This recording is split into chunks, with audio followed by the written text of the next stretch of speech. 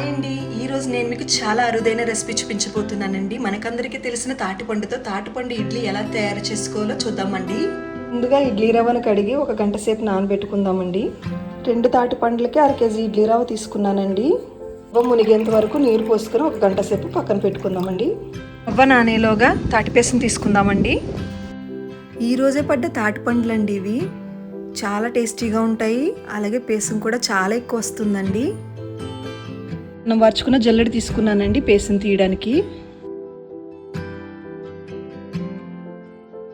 అంటే జల్లెడ మీద రుద్దితే పేసం అంతా కిందకి వెళ్ళిపోయి పీస్ అంతా పైన ఉండిపోతుందండి. ఇలా పీస్ అంతా తీసుకున్న పేసంలో బెల్లం రవ్వ కలుపుకుందామండి. అంతా వాటర్ లేకుండా పిండుకొని వేసుకోవాలండి, లేకపోతే ఇడ్లీ పలచనైపోతుంది.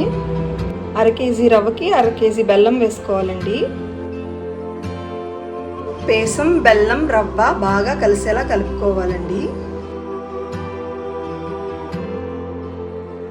బెల్లం ముక్కలు కూడా లేకుండా ఇలా బాగా మిక్స్ చేసుకోవాలండి.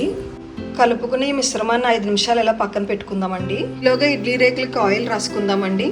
ఇలా ఆయిల్ రాసుకోవడం వల్ల ఇడ్లీలు రేకులకు అంటుకోండి. పెట్టుకుని ఈ మిశ్రమాన్ని అంతటిని ఇడ్లీలా వేసుకుందామండి.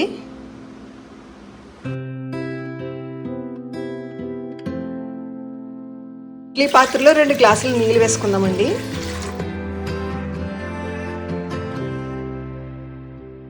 మూత పెట్టుకొని స్టవ్ మీద పెట్టి 20 నిమిషాలు ఉడికించుకుందామండి. 20 నిమిషాలు అయిపోయిందండి. ఇడ్లీ ఉడికిందో లేదో చూద్దాం. చాలా పర్ఫెక్ట్గా కుక్ అయిందండి. చల్లారిన తర్వాత ప్లేట్లోకి తీసుకుందాం. ఈ వీడియో ట్రై చేసి మీకు ఎలా అనిపించిందో కామెంట్లో చెప్పండి. లైక్, షేర్ చేయండి. మరిన్ని వీడియోస్ కోసం మన ఛానల్ని సబ్స్క్రైబ్ చేసుకోండి.